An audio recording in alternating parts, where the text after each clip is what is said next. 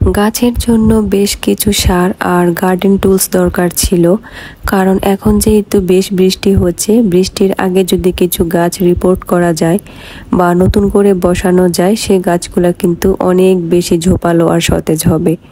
তাই আমি যে ধরনের জৈব সার ব্যবহার করি সেই সারগুলো আমি আজকে কিনতে এসেছি। এই শপে বেশ কিছু গাছও বিক্রি করা হয়, তবে এগুলা সবই ছিল সবজি গাছ।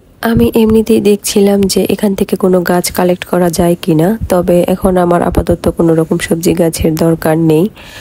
আর আমি এখান থেকে নিয়ে নিয়েছি আমার প্রয়োজনীয় সারগুলো। বেশ কমন কিছু জৈব সার আমি বরাবরই কিনে থাকি: হাড়ের গুঁড়া, সর্ষের খোল, আর এবার আমার প্রয়োজন ছিল কিছু গার্ডেন টুলস, কারণ আমার যে গার্ডেন টুলসটা ছিল সেটা অনেকটাই নষ্ট হয়ে গিয়েছে, তাই নতুন একটা প্রয়োজন ছিল, এটা আমি কালেক্ট করে নিয়েছি। সর্ষের খোল আমার দানাটা দরকার ছিল, যেটা আসলে মিহি দানা গুঁড়া করা থাকে, সেটা এই মুহূর্তে এই দোকানে ছিল না, তাই যেটা রটা থাকে একদম শক্ত আস্ত দানা আকারে, সেটাই আমি নিয়ে নিয়েছি।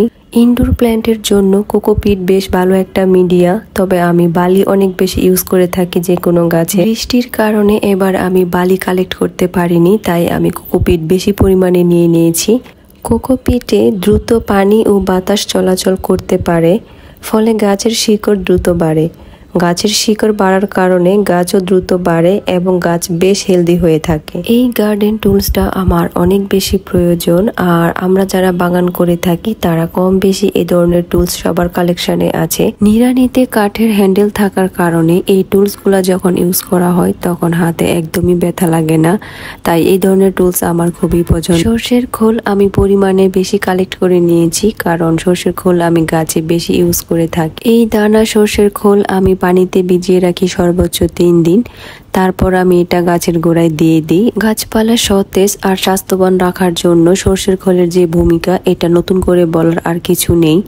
আমার কাছে খুবই পছন্দের একটা জৈব সার হচ্ছে সর্ষের খোল, আর এটা আমি প্রায়ই গাছে ব্যবহার করে থাকি। সর্ষের খোলের পর আমার খুব পছন্দের একটা জৈব সার হচ্ছে হাড়ের গুঁড়া। হাড়ের গুঁড়ো আমি প্রায় সব গাছে ব্যবহার করে থাকি। হাড়ের গুঁড়া ব্যবহারের ফলে গাছের সঠিক মাত্রায় বৃদ্ধি হয়। হাড়ের গুঁড়া মাটি এবং উদ্ভিদের ক্যালসিয়াম এবং ফসফরাস সরবরাহ করে থাকে। সো এই ছিল আজকে আমার বাগানের জন্য শপিং। একদম প্রয়োজনীয় জিনিসগুলো আজকে আমি কালেক্ট করে নিয়েছি, অ্যান্ড হোপফুলি বেশ কিছু মাস আমার আর কোনো কিছু কিনতে হবে না।